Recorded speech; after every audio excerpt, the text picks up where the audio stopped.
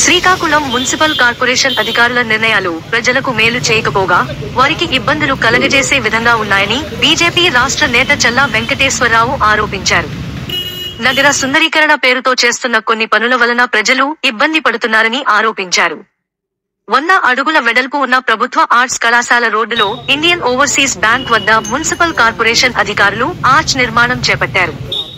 ఈ నిర్మాణం వలన అక్కడ రోడ్డు 100 అడుగుల నుండి 50 అడుగులకు తగ్గిపోతుంది.